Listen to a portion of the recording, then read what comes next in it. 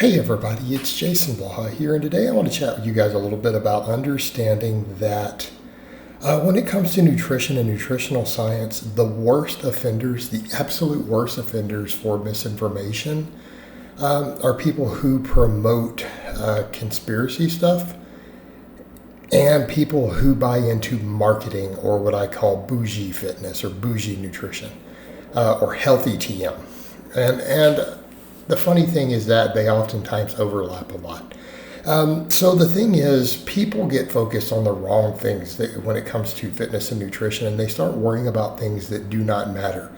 Oh, there's a little pesticides maybe in this food, or organic, or whatever the term they're looking for, or non-GMO. Okay, when you look at the data available, there is literally no reason to believe that GMO is anything but healthy. Perfect example. Right? Perfect example. But because of people with conspiracy stuff, they start believing things that when you look at it, I'm like, if you start accepting everything involved with conspiracy theories with food, you're going to have to shift your entire worldview. Because if what they are saying is true, then you've got to buy into all the other stuff that leads up to it.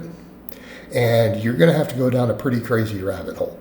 No, there's no reasonable scientific evidence to think that GMO foods are anything other than healthy.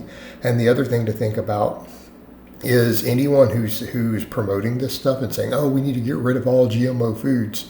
Ironically, their goal is literally to fulfill the things that they accuse people running the world of. Meaning, you get rid of GMO foods and all this factory farming, 80 to 90% of the human race dies. That's it. They starve to death. We're done.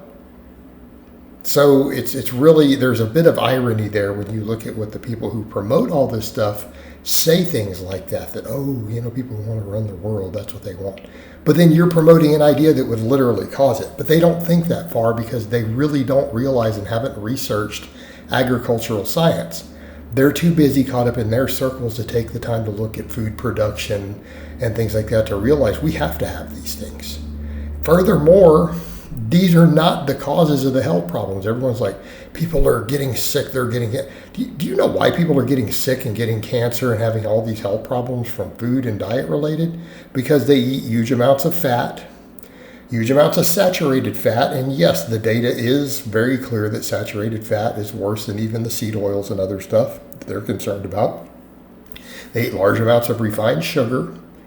And no, from a perspective of refined fructose, natural organic honey is no different. The exact same negative effects are still there. There's some health benefits added, but the negatives are still there.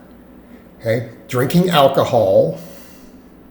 All right, these are the big deals. This is the stuff that's harming people. Okay, these are the thing that's harming people. And the same thing with the whole, what I call bougie fitness.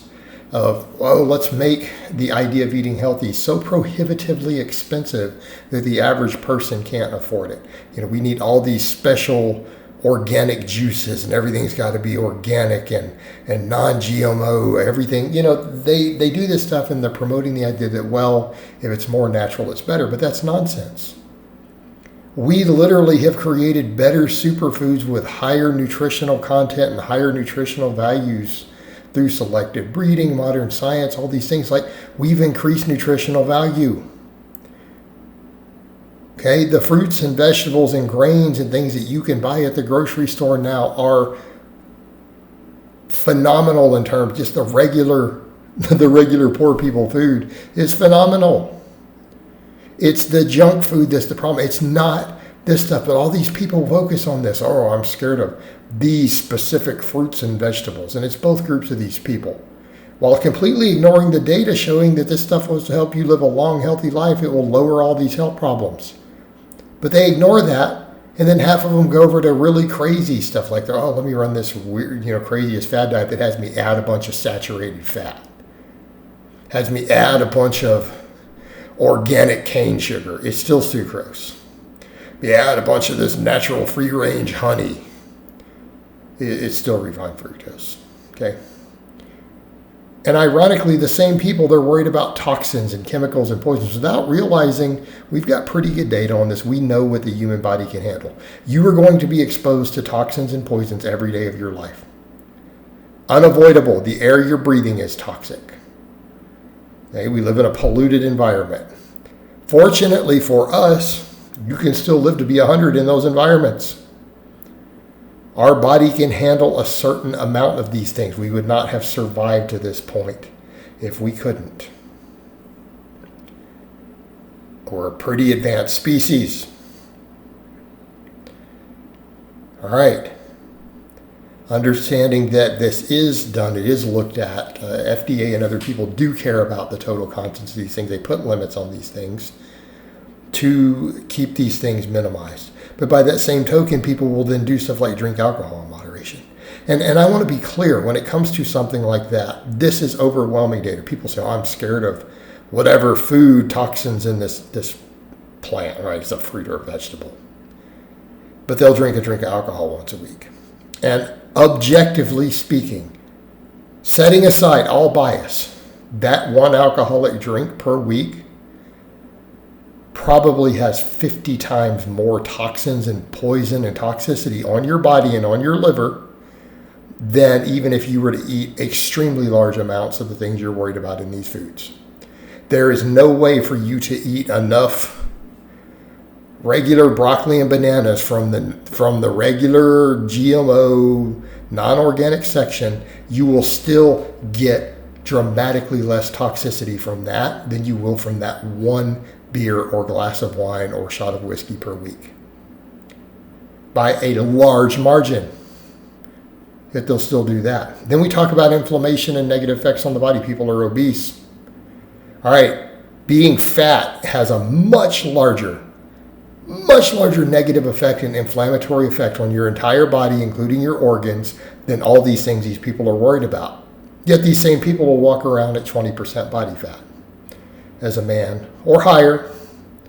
The women will still walk around at a higher body fat also, worried about these other things instead of the stuff that is actually going to kill them. Okay? This is nonsense. These are people stepping over dollars to pick up dimes.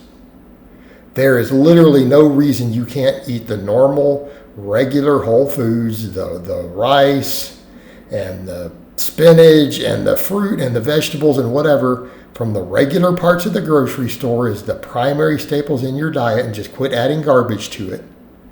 Quit adding saturated fats, high saturated fat foods. Quit adding butter. Quit adding refined sugars. Stop adding all this garbage to your diet. Stop being obese. Stop drinking alcohol. Those things are worth 1,000 times more than all this other conspiracy theory and bougie nonsense. Right? But people want to ignore those things. They want to be able to blame someone else for their bad habits and the negatives in their life for it. All right, guys, well, that's really all I have to say on that today. I hope it's been informative, and I'll talk to you guys next time.